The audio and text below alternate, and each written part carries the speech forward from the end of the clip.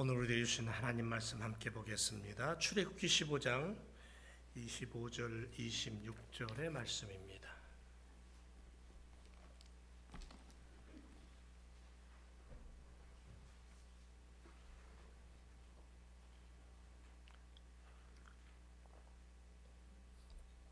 함께 말씀 천천히 목소리를 맞추어서 읽고 하나님 앞에 영광 올려드리길 원합니다. 다 같이 시작. 모세가 여호와께 부르짖었더니 여호와께서 그에게 한 나무를 지시하시니 그가 물에 던짐에 물이 달아졌더라. 거기서 여호와께서 그들을 위하여 법도와 율례를 정하시고 그들을 시험하실세 가라사대 너희가 너희 하나님 나 여호와의 말을 청종하고 나의 보기에 의를 행하며 내 계명의 귀를 기울이며 내 모든 규례를 지키면 내가 애굽 사람에게 내린 모든 질병의 하나도 너희에게 내리지 아니하리니 나는 너희를 치료하는 여호와임이니라. 아멘. 주님의 이름으로 환영합니다. 우리 다시 한번 인사할까요? 주님의 이름으로 사랑합니다 하고. 반갑습니다.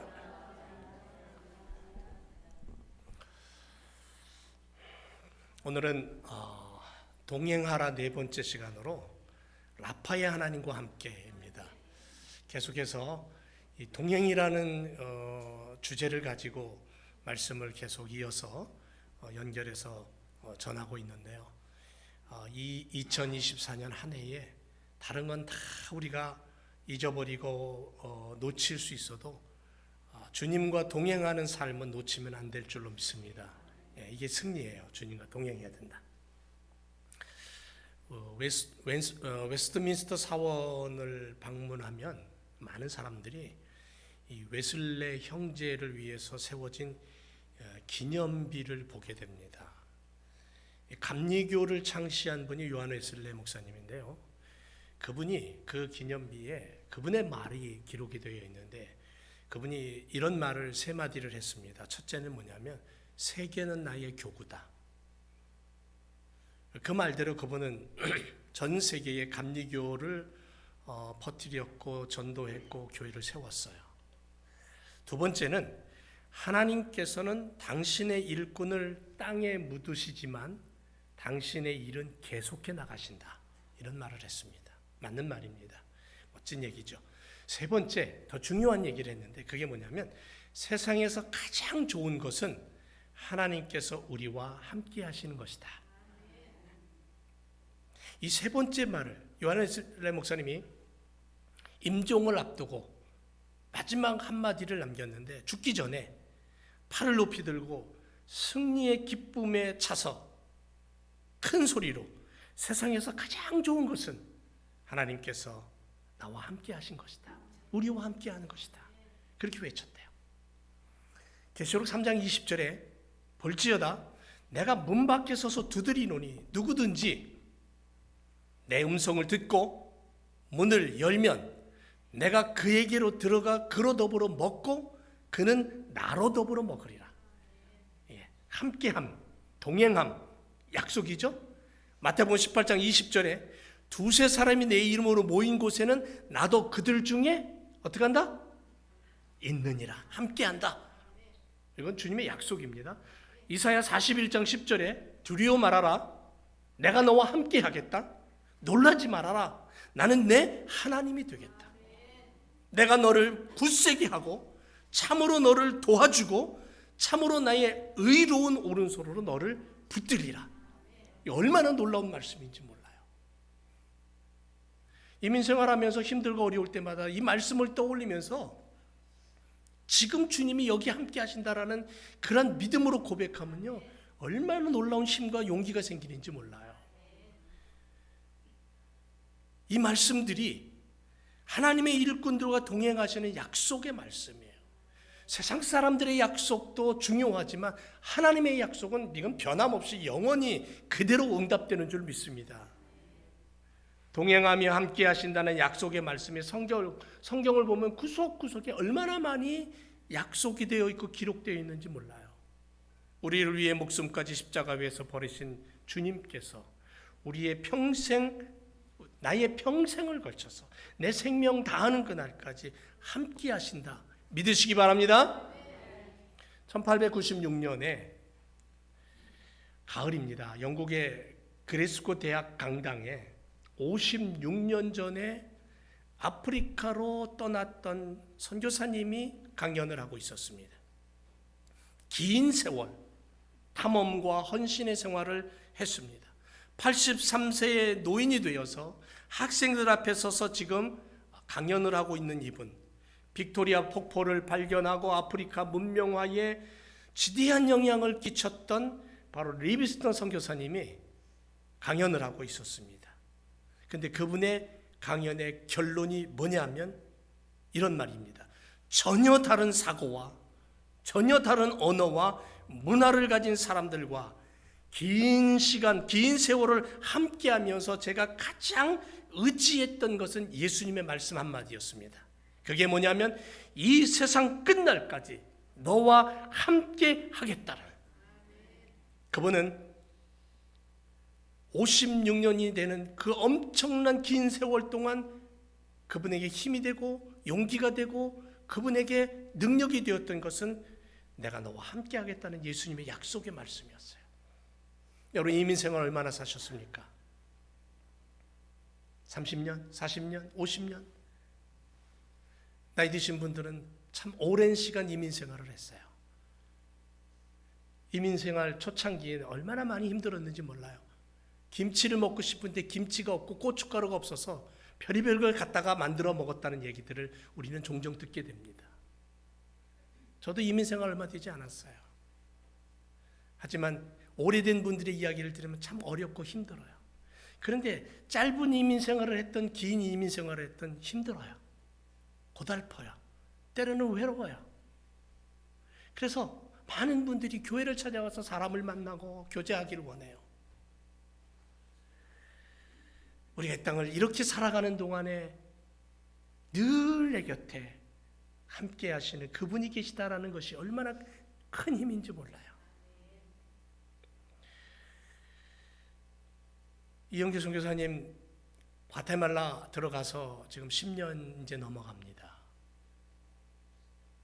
아무도 없는 정말 한국 사람 한 사람도 들어가 보지 않은 그 마을에 들어가서 처음으로 거기에 아파트를 얻어서 거기서 살기 시작하면서 세월이 흘러가요.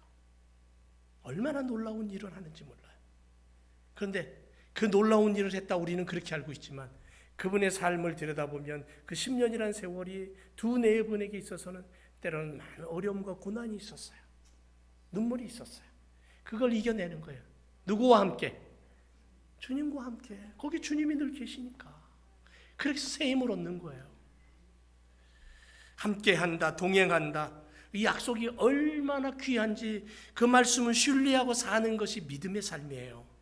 주님의 약속의 음성을 조금이라도 의심하지 말고 우리에게 주어진 믿음의 길을 오늘도 걸어가시기를 주님의 이름으로 축원을 드립니다. 오늘 본문 말씀 이 출애굽기 15장 전후를 살펴보면 이런 내용입니다. 홍해를 건너서 하나님의 전능하신 손길과 위엄과 영광을 보았습니다. 홍해를 건너는 이스라엘 백성들을 한번 생각해 보세요. 과거의 사람이 아닙니다.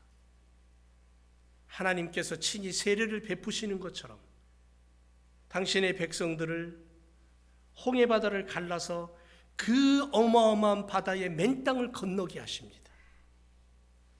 홍해 바다의 물로 이스라엘 백성들을 세례 주시는 것 같은 느낌을 받을 정도로 그 바다에 뒤쫓아오던 애굽의 수레바퀴와 그 군사들이 매장돼 버립니다. 그 정도로 하나님의 능력과 영광을 봤어요. 그리고는 홍해를 건너서 당도한 곳이 마라라는 곳입니다. 이곳에 이르렀을 때에 목이 타들어갑니다. 갈증으로 힘든 시간을 보내고 있습니다. 그런데 그곳에서 물웅덩이를 발견합니다. 근데 그 물이 써서 먹을 수가 없는 거예요. 그때 그들은 불평과 불만을 모세를 향하여 내뱉습니다. 여러분, 한 사람 두 사람이 내뱉어도 불평과 불만은 듣는 사람의 마음을 힘들게 하는데 보세요. 얼마만 숫자가 얼마나 돼요? 장정만 60만이에요. 어린아이까지 노인까지 다 치면 좋기 200만은 될 그 사람들이 한마디씩만 외쳐보세요. 아마 여기 이거 지붕 날아갈 겁니다. 그걸 모세가 혼자 떠받고 있는 거예요. 그러니 모세는 얼마나 힘들까요? 불평과 불만, 모세를 향하여 공격합니다. 그런데 그건 모세를 향한 공격이 아니라 하나님을 향한 공격이거든요. 그때 하나님께서 모세를 통해 한 나뭇가지를 물에 던지라고 말씀하고 그 쓴 물을 단물로 바꾸어 주셔서 갈증을 해결해 주십니다. 근데 그것으로 끝난 게 아니라 그곳에서 하나님 백성다움의 법도와 율례를 말씀하십니다.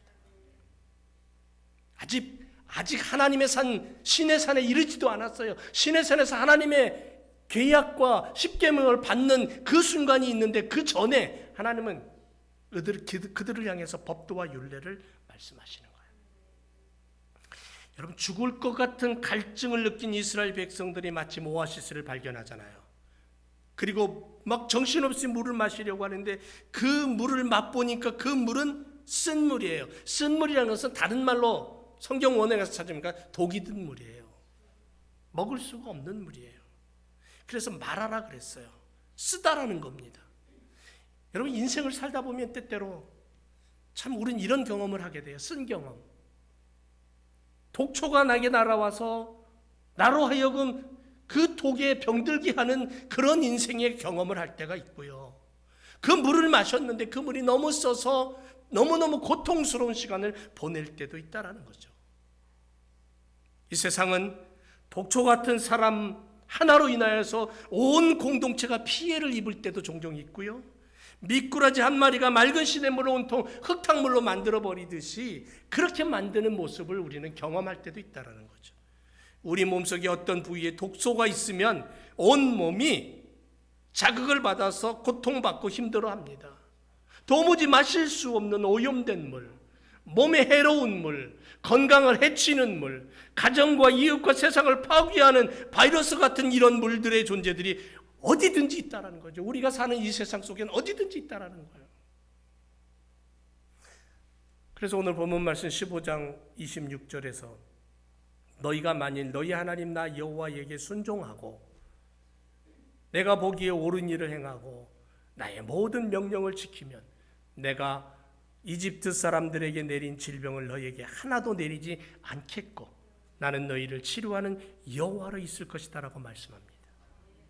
오늘 본문 말씀은 인생의 모든 문제를 해결하시는 분은 누구다? 하나님이다. 하나님이다. 그래서 뭐라고까지 얘기하세요? 너희의 마음속에 보이지 않는 신음소리까지도 들으시는 아버지 하나님이다라는 거죠. 쓴 물은 죽음의 물이에요. 그 물은 물이지만 인생을 상하게 하는 물일 뿐이에요. 그러나 우리 하나님은 우리를 도우시고 우리의 간구를 친히 들으시는 하나님, 상한 물도 좋은 물로 고쳐주시고 우리의 가람과 우리들의 인생의 문제를 해결하시는 치료하시는 하나님이신 줄로 믿습니다. 그렇다면 치료하시는 하나님과 동행의 삶을 살아가기 위해 필요한 게 뭘까요? 뭐가 필요할까? 그것은 바로 하나님이 정하신 법도와 율례를 따라 행하는 삶이 필요하다는 거죠. 이게 조건이에요. 구약 성경에는 특별히 법도, 율례, 계명이라는 단어를 참 많이 썼어요. 열왕기상 9장 4절에 보면 네가 만일 내 아비 다윗의 행함 같이 마음을 온전히 하고 바르게 해서 내 앞에서 행하면 내가 내게 명한 대로 온갖 것을 순종하여 나의 법도와 율례를 지키면 이런 말씀이 있어요. 다윗 왕이 자식을 향해서도 이런 얘기를 해요. 역대상 29장 19절에 보니까 또 내 아들 솔로몬에게 정성된 마음을 주사, 아버지가 아들에게 정성된 마음을 달라고 하나님 앞에 지금 간구하는 거예요. 그러면서 주의 계명과 법도와 율례를 지켜 이 모든 일을 행하게 하시고 내가 위하여 예비한 것으로 전을 건축하게 하옵소서. 아버지 다윗이 아들 솔로몬을 놓고 하나님 손에 올려놓고 기도하는 내용이에요. 여기서도 계명과 법도와 율례라는 단어를 쓰고 있어요. 그러면 사랑하는 성도 여러분, 하나님께서 당신의 백성들에게 계명과 법도와 율례를 지켜 행하라고 말씀하셨는데 이건 그럼 뭐냐는 거죠. 이거는 한마디로 얘기하면 하늘나라의 법을 얘기하는 거예요. 하나님 나라 백성이 지키고 행해야 될 삶의 규율이라는 거죠. 우리가 미국 땅을 살면서 매사추세츠 살면서 매사추세츠 법이 있어요. 룰이 있어요. 그걸 지키며 그걸 따라 살아야 돼요. 오늘 새벽에도 저 교회 앞에 신호등에 딱 서 있는데 이 신호등이요 굉장히 길어요. 예, 깜빡거리면서 안 켜져요. 적어도 1분 이상, 어떤 때는 2분 이상 서 있어야 돼. 그런데 오늘 새벽에 저 앞에 딱 서 있는데 제 앞에 픽업 트럭이 하나 서 있었는데 그 트럭이 딱 서자마자 빨간불인데도 불구하고는 쑥 가버리더라고요. 물론 새벽이니까 아무 차도 없으니까 괜찮을 수 있을지 모르겠지만 보세요. 법이 있어요. 규칙이 있어요. 그걸 지켜야 돼요. 그래야 너와 내가 우리 모두가 안전한 거예요. 평안한 거예요. 그러니까 하나님은 하나님의 백성, 하나님의 나라의 법을 얘기하시는 거예요. 그게 바로 계명과 율례와 법도라는 거죠. 그러면 계명이 뭐냐면 계명은 도덕법을 얘기하는 거예요. 도덕법. 하라와 하지 말라로 구성되어 있는 하나님이 당신의 백성에게 요구하시는 것, 하나님과 인간관계, 인간과 인간관계 속에서 지켜야 될 법. 이건 법이라기보다는 하나님이 무조건적으로 명령하셔서 지켜야 되는 거예요. 도덕법, 계명. 그래서 이 계명을 통해 하나님과 이웃을 어떻게 사랑하고 어떻게 관계해야 될지를 알게 하는 법이에요. 그래서 출애굽한 이후에 하나님은 출애굽기, 레위기, 민수기, 신명기를 통해서 하나님의 계명이 무엇인가를 그들에게 수없이 가르치고 말씀하셔요. 두 번째로 율례라가 있어요. 율례. 율례는 뭐냐면 종교법을 얘기하는 거예요. 종교법. 제사법. 성막, 제사, 절기 여기와 관련된 법규예요.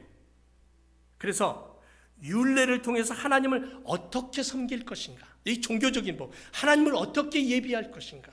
하나님을 어떻게 경배하며 하나님과 함께 어떻게 살아갈 것인가? 이런 법이에요. 세 번째 법도. 법도라는 것은 사회법을 얘기하는 거예요. 사회법. 다스리다, 재판하다라는 의미를 가진 인간 상호 간에 지켜야 될 관계법. 너와 내가 지켜야 될 관계. 법도를 통해서 하나님의 백성이 세상을 어떻게 살아가야 될 것인가에 대한 것을 가르치시는 거예요. 그래서 우리 하나님은 출애굽한 이후에 당신의 백성들을 향하여서 계명과 율례와 법도를 가르치시고 명령하셨어요. 이걸 한마디로 얘기하면 토라라 그래요. 토라. 율법, 토라 이렇게 얘기해요. 그리고 이것은 결국은 하나님의 말씀을 얘기하는 거예요. 성경 하나님의 말씀을 얘기하는 거예요. 하나님의 명령이고 천국의 윤리와 도덕이고 천국 백성이 지켜야 될 법이라는 거죠. 이 땅에서 하나님 나라 백성다움을 가지고 하나님의 법을 실천하고 준행하면서 말씀을 가지고 살아갈 때에 우리를 통해 하늘나라의 모습이 보여진다는 거죠. 히브리 민족을 통해 하늘나라가 보여지는 거예요. 출애굽한 이스라엘을 통해서 하나님의 마음이 보여지는 거예요. 근데 그들이 세상을 따라가고 우상을 섬기고 죄악을 범했을 때 하나님이 없어지는 거죠. 하나님의 법과 하나님의 율례와 하나님의 계명이 사라져버린 거예요. 그러면 그들은 말로는 그들의 모습, 겉모습으로는 이스라엘이고 하나님의 백성이지만 선택받은 백성이지만 그들은 하나님과 관계없는 삶을 사는 거죠. 그래서 성경은 늘 언제나 구원받은 백성, 하나님이 선택한 백성, 하나님의 계명과 율례와 법도를 지키며 살아가라. 그것을 통해 천국 백성이 어떤 모습으로 살아가는가를 세상에 보여주라는 거예요. 어둠의 세상에 보여주라는 거예요. 그래서 너희는 세상에 뭐다? 빛이다. 너희는 세상의 소금이라 그랬어요. 오늘 말씀에 출애굽기 15장 26절에 그렇게 하나님이 계명과 율례와 법도를 말씀하시면서 하시는 말씀이 첫째는 나 여호와의 말을 청종해라. 조건을 달아요. 나 여호와의 말을 청종해라. 그러면 결론이 뭐냐면 치료하는 여호와가 너와 함께 하겠다. 이집트에서 내렸던 질병과 아픔과 고통 내가 제해버리겠다. 축복이죠. 축복입니다. 26절 하반부에 보면 축복을 얘기하시는 거예요. 애굽 사람에게 내린 모든 질병. 출애굽할 때에 애굽 사람들에게 내린 질병 모세가 10가지 재앙이 내려옵니다. 그 10가지 재앙은요, 전부 다 애굽 나라에서 섬기던 신의 모습이에요. 철저하게 종교적으로 영적으로 봤을 때는 그 10가지 재앙은 다 이스라엘이 전능하신 하나님을 통해서 애굽 나라에 내리는 징벌이에요. 피의 재앙으로부터, 이의 재앙으로부터, 개구리의 재앙으로, 그래서 마지막에는 장자의 재앙까지. 근데 이 10가지 재앙을 가만히 들여다보면 애굽 나라가 섬기는 신의 이름들이 다 들어있어요. 그들의 신들을 파괴해버리는 거예요. 근데 그것이 엄청난 질병이에요. 엄청난 고통이에요. 그래서 애굽 나라에 이러한 재앙이 있었던 적이 없었어요. 근데 하나님 뭐라고 말씀하셔요? 하나도 그 질병이 너희에게 내리지 않겠다라는 거죠. 왜? 우리 하나님 어떤 하나님? 치료하는 하나님. 라파 되신 하나님. 그런데 그냥 되는 게 아니죠. 조건이 있어요. 뭐냐면 첫째는 나 여호와의 말을 청종해라. 이건 무슨 말씀이냐면요, 순종하라는 거예요. 하나님 말씀에 순종하라는 거예요.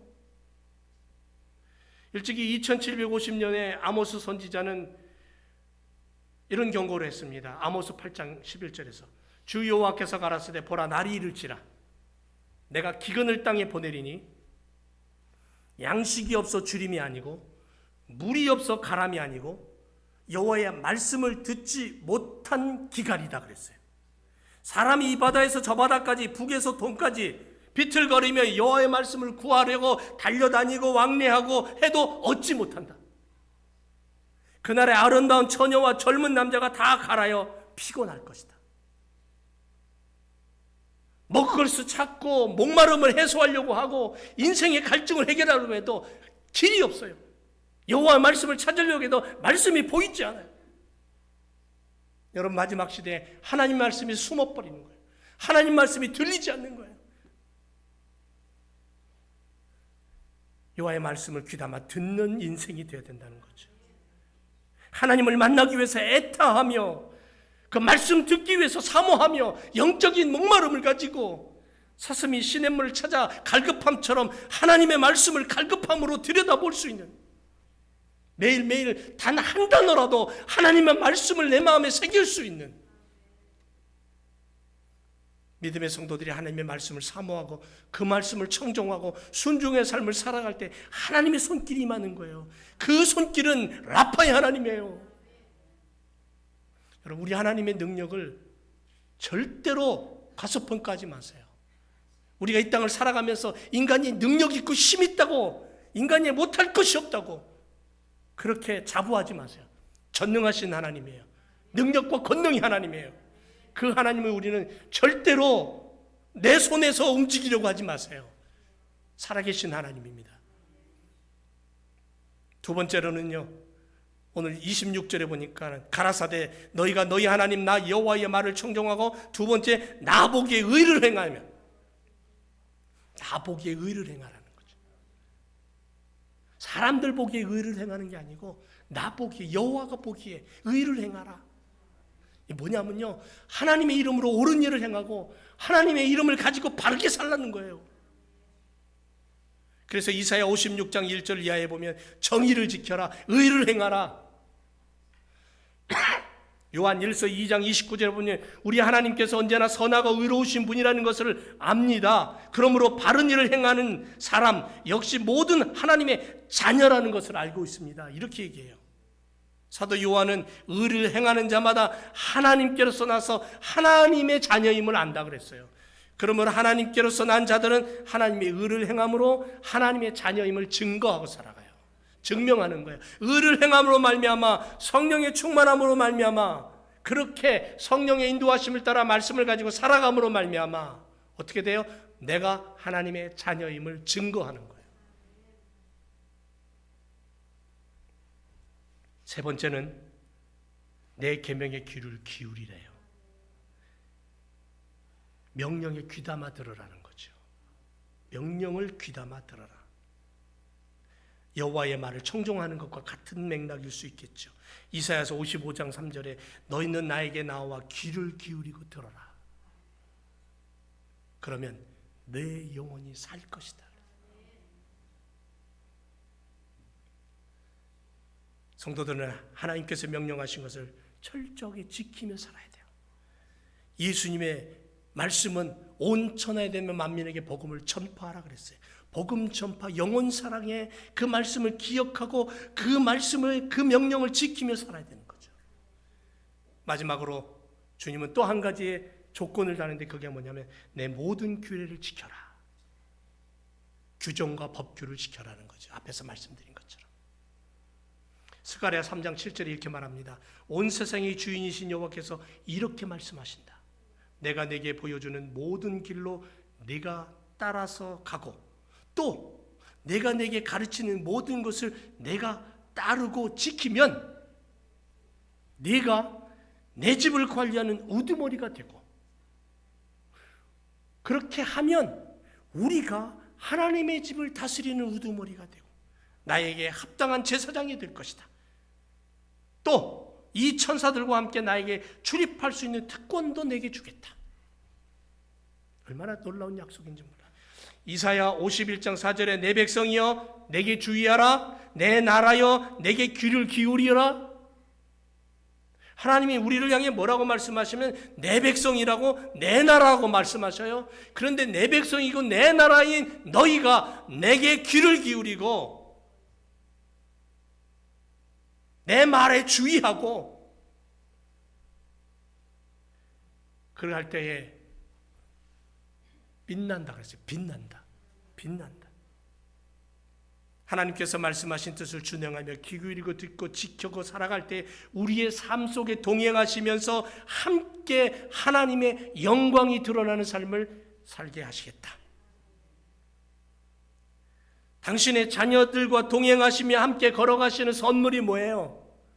이렇게 할 때에 나 여호와의 말을 청정하고 나 보기에 의를 행하고 내 계명에 귀를 기울이고 내 모든 규례를 지켜 행하면 내가 너와 동행하고 함께해서 나는 너희 하나님이 되고 너는 내 백성이 되고 내 자녀가 되고, 그리고 애굽 땅에 내렸던 그 모든 질병과 죄악을 하나도 내리지 아니하는 나는 치료하는 여호와다. 그 하나님이 나와 동행하시겠대요. 라파의 하나님. 어느 암 치료를 전문으로 하는 의사 선생님이 이런 얘기를 했어요. 30년 넘게 환자를 바라보면서 치료하면서 딱 보면 한 30년 넘으니까 이제 딱 보면 이 사람이 낫겠다 안 낫겠다 대충 금방 알 수 있더래요. 그런 노하우가 생긴 거죠. 그러면서 이분이 얘기하기를 딱 세 가지를 얘기하는 거예요. 첫째는 나을 것 같다라는 사람의 모습을 딱 보면 나을 사람은 아프기 전보다도 부부와 자녀와 더 사이가 좋아지더래요. 두 번째는요, 자기가 아픈 것을 오픈하더랍니다. 사람들에게 오픈하더래요. 그러면 더 쉽게 낫는데요. 그래서 나 아파. 나 사실은 이런 병이 있어. 기도해줘. 세 번째는요, 나을 사람은 마음이 평안하대요. 큰일 났다, 조바심을 가지고 불안해하고 두려워하고 막 공포에 사로잡히면 절대로 병이 안 낫는데요. 중병이든 중병이 아니든 간에 내가 지금 있는 곳에서 내 모습을 제대로 발견할 때에 온전한 치료가 일어난다는 거예요. 신앙의 사람들은 결국은 하나님 앞에 엎드려, 하나님 나 이래요. 하나님 나 이렇습니다. 나 이런 모습이에요. 하나님 나 오늘 힘들어요. 아무개 때문에 나 오늘 내 남편 때문에 오늘 내 마음이 그냥 울그락불그락 김치찌개 끓듯이 끓고 있어요. 하나님 앞에 솔직하게 엎드릴 때에 하나님이 그 심령을 위로하시고 치료하신다는 거죠. 여러분, 우리가 이민생활하면서 때로는 아이들 키울 때 옛날에, 지금이야 모르겠지만 옛날에, 지금도 그런 분 있을지 모르겠습니다만은, 아이를 키울 때 애가 막 열이 나갖고 100도가 넘어가고 막 정신없을 때에 병원을 쫓아가야 되는데 의료보험은 없지. 때로는 이거 막 그냥 신분이 해결되지 않아갖고 두려움 속에 누구 만나지도 못하겠지. 불안하게 떨던 그런 시절 있었을 거 아닙니까? 저도 옛날엔 그런 시절이 있었고요. 그럴 때에 어떻게 합니까? 믿음의 사람들 하는 게 뭐예요? 애따 모르겠다 기도나 하잖아요. 애들 붙잡고 기도하잖아요. 그러면 어떻게 또 기가 막히게 열이 내려요. 그런 경험 해보셨잖아요. 여호와는 마음이 상한 자에게 가까이 하시고 중심에 통회하는 자를 구원하신다 그랬어요. 이사야 시편 34편에 보니까 의인은 고난이 많으나 여호와께서 그 모든 고난에서 건져주신다. 그 모든 뼈를 보호하시고 그 중에 하나도 꺾이지 않게 하시겠다. 이런 분이 우리 하나님이에요. 내 아버지예요. 오늘도 그 아버지를 붙잡고 치료하시는 하나님의 그 손길을 의지하며 사는, 그래서 주님과 동행하는 믿음의 걸음이 되시기를 주님의 이름으로 축원을 드립니다. 기도하겠습니다.